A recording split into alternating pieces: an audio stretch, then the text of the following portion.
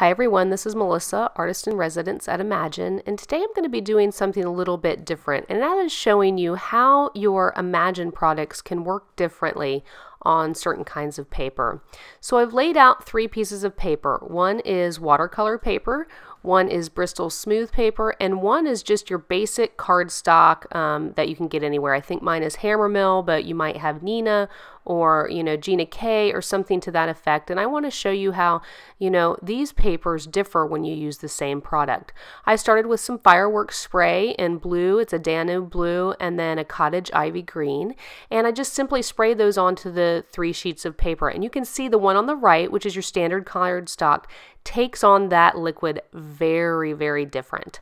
And I think this is fantastic because that means your Imagine products can go so much further than just, one style. So remember that when you use different papers, you can get different looks. So I've dried those up, and now I'm just taking some water and sprinkling on some water in, random places, large drops of water, because I think it's amazing how different the water reacts on paper too.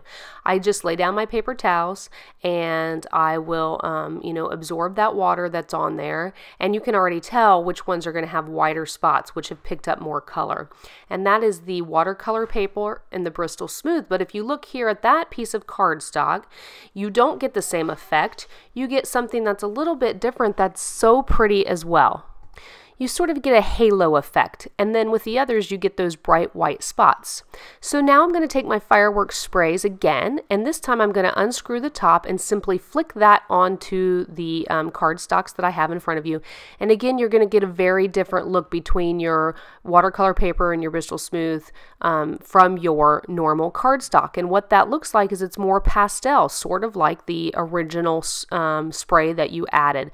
It's very soft, but very beautiful in its own right. And you can see that gorgeous sparkle that the fireworks sprays give you. And then on the Bristol Smooth, you get these much more vibrant colors, and the splatter absorbs a little bit differently. There's not too much difference between your watercolor paper and your Bristol Smooth, however. Now I'm just going to take some VersaFine Clair ink in Medieval Blue, and I am going to dab this on with a stencil, just sort of to show you how the ink will work the same way no matter what kind of paper you're on over those fireworks sprays, which makes sense. You're basically starting with the same kind of base. The only difference is one of those bases is much more vibrant than the other.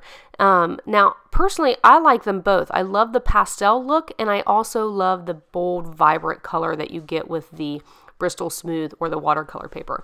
So I'm just going to eliminate now the watercolor paper because it looks essentially the same as the Bristol Smooth, and I am going to go ahead and put together these cards. I cut them with an adorable die from Whimsy Stamps.